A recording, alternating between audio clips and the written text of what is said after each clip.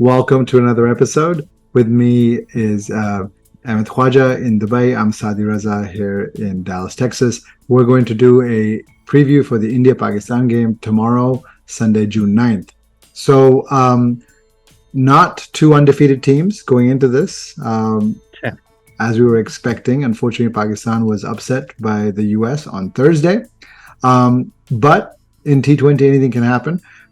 India and Pakistan have played 12 T20 matches, and I think India has won 9 of them. Memorably, everyone remembers the 2021 World Cup held in your neck of the woods, where Pakistan chased down 152 without loss.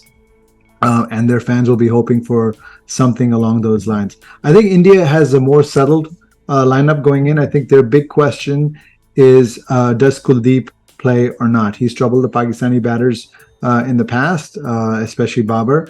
So the question is, if Kuldeep comes in, do they remove, say, Siraj or Arshdeep, or does Akshar Patel give way? Now, he's an all-rounder, and India has said they want a lengthy batting lineup. I think Rohit Sharma mentioned that as well. What do you think they do?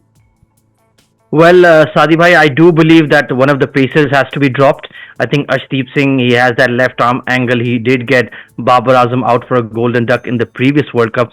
So I think it may be Mohammad Siraj who makes way. And like you mentioned, India are fearful of having a shallow batting lineup. So I expect Siraj to miss out. For Kuldeep Yadav, like you mentioned, he does have the wood over the Pakistani batters. We can't read his wrong one at all. We saw how he completely took care of us in Ahmedabad at the ODI World Cup last year.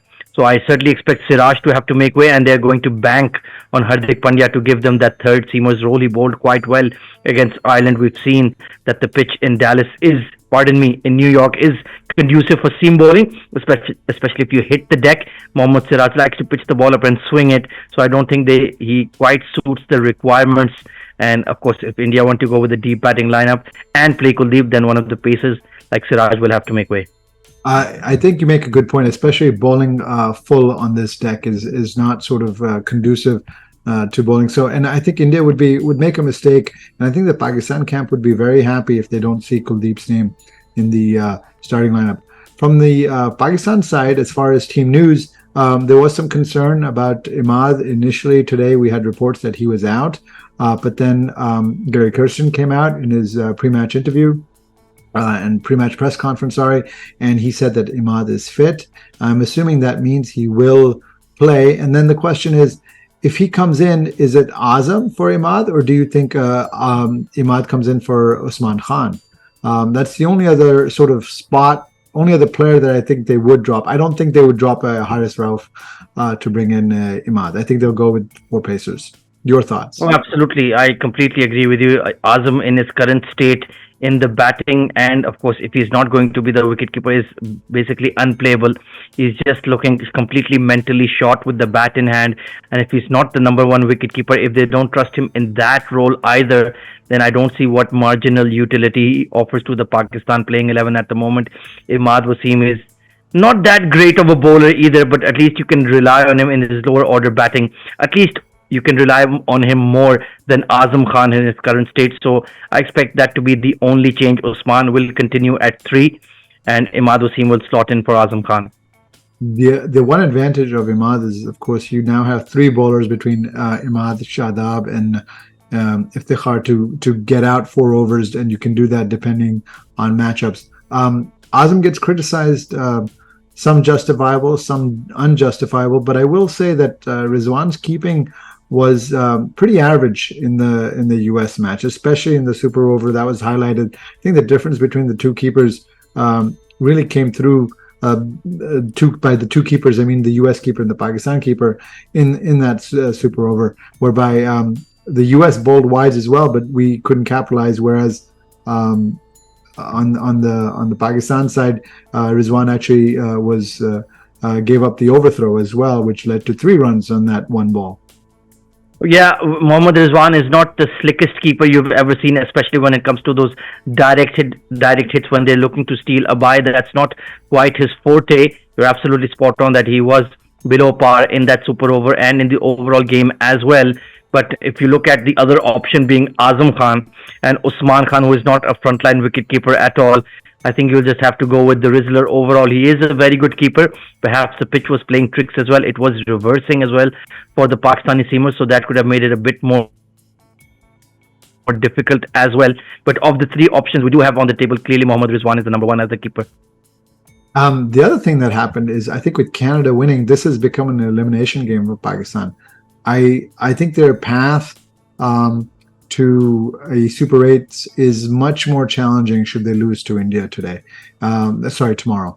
However, should they pull the upset and win, I do think they have more sort of pathways to making it.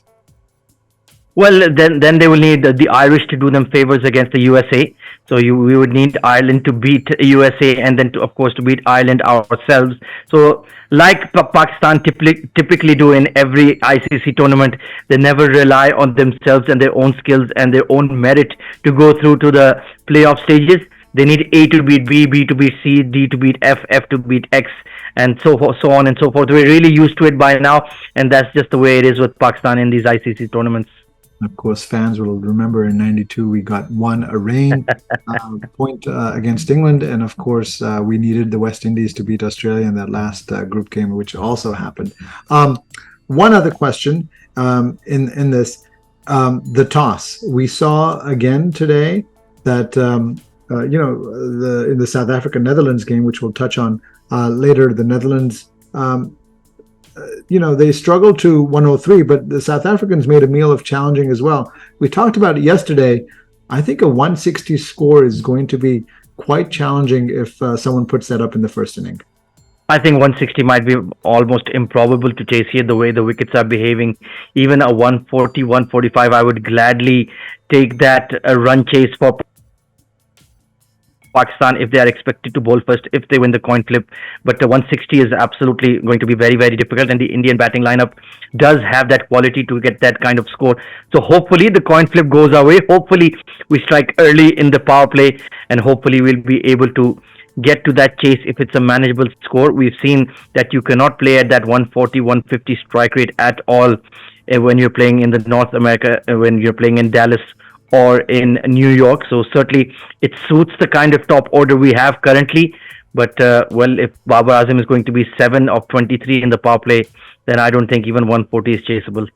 There's a lot of pressure on Babar, and the two of us are big NFL fans. I'll remind you of Santana Moss, who said big-time players make big-time plays in big-time games, and tomorrow is the biggest type of game there is.